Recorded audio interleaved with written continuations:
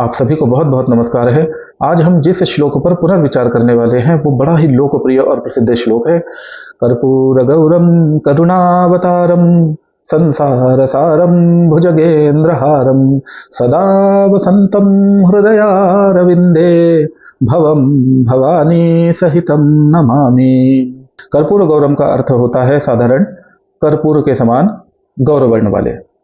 इस नाम का ध्यान करने पर कुछ और नाम भी ध्यान में आते हैं, जैसे रजत गिरिनिभम, शुद्ध स्फटिक संकाशम, स्फटिक सदृशम। इस प्रकार के नाम देखने में, और एक और नाम देखिए भस्मोद्धूलित विग्रह। तो कुछ नाम इसके जैसे ही लगते हैं। इसका भाव मैं इस प्रकार समझता हूं कि जिसका नाम लेने से, जिसका उच्चारण करने से, जिसका चिंतन करने से व्याकुलता मिटती हो, शांति प्राप्त होती हो, ऐसे कर्पूर गौर भगवान शिव है।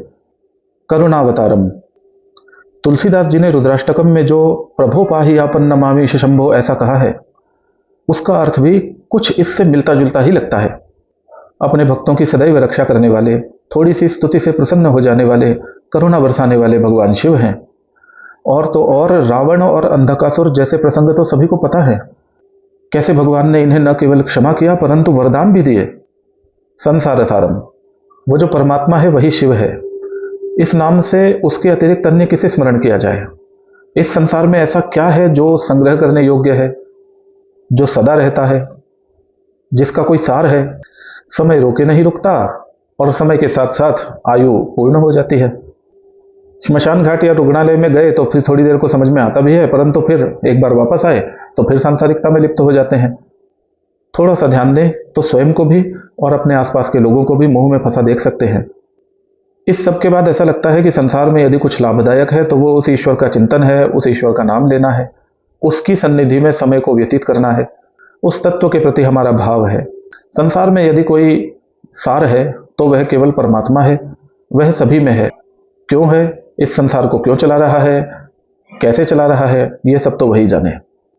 परंतु उस परमात्मा को छोड़कर सभी को नष्ट होना है, इसलिए मुझे लगता है कि उस परमेश्वर को संसार सार कहते हैं।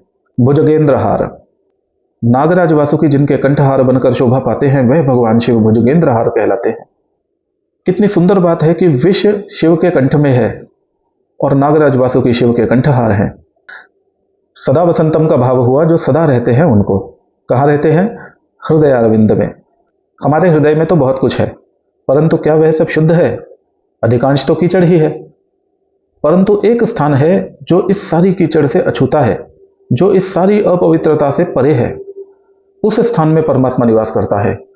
उसी स्थान की यहां पे बात हो रही है।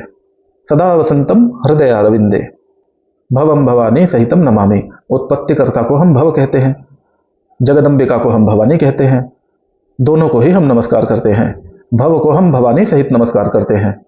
अब यहाँ पे हम शब्द नहीं है, यहाँ पे नमामि है, जिसका अर्थ है नमन करता हूं। परंतु नमन अगर हम नमस्कार करते हैं ऐसे भी समझ लिया जाए तो उसमें कोई विशेष अनुचित बात नहीं होनी चाहिए। इस प्रकार जो मुझे इस श्लोक से समझ में आया मैंने कहने का प्रयास किया। आगे फिर किसी श्लोक के साथ शीघ्र ही आपसे भेंट होगी। तब तक के लिए नमस्कार।